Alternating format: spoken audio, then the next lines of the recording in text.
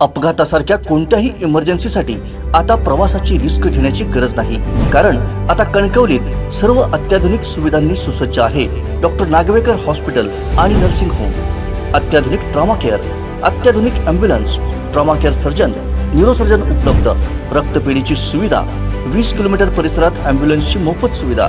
Doctor Nagwekar hospital आणि nursing home 24/7 emergency service. Mobile 9852 108 108 आणि 8803 108 108।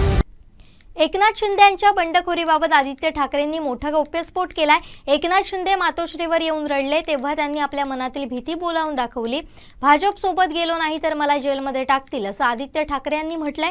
यावर भाजपचे नेते नितेश राणेंनी निशाणा साधलाय। एकनाथ शिंदे यांच्या बंडावर आदित्य ठाकरेंनी मोठा गौप्यस्फोट केलाय। एकनाथ शिंदे हे मातोश्रीवर येऊन रडले होते असं आदित्य ठाकरेंनी म्हटलंय।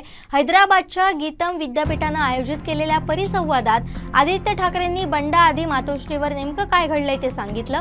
भाजप सोबत गेलो नाही तर मला तुरुंगात टाकतील असं एकनाथ शिंदे यांनी मातोश्री निवासस्थानी येऊन केला होता। त्यावेळी ते रडले होते असं आदित्य ठाकरेंनी म्हटलंय। संबंधित 40 आमदार केवळ स्वतःची जागा वाचवण्यासाठी आणि पैशांसाठी तिकडे गेलेत असं आदित्य ठाकरेंनी म्हटलंय। काय म्हणाले आदित्य ठाकरे ते पाहूया।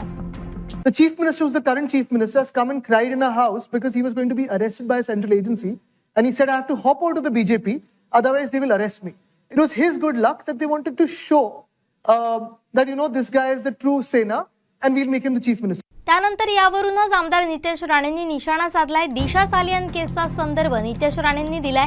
जेलच्या भीतीनं एकनाथ शिंदे साहेब भाजप बरोबर गेले, मग पेगवीन आणि उद्धव ठाकरेंनी दिशा सालियनच्या केसच्या भीतीनं कोणाकोणाचे पाय पकडलेत, गप्प करायला कोणाला किती पैसे दिलेत हा पण गौप्यस्फोट करायला लागेल लवकरच। मेरे दोस्त पिक्चर अभी बाकी आहे असं ट्विट नितेश राणेंनी केलंय।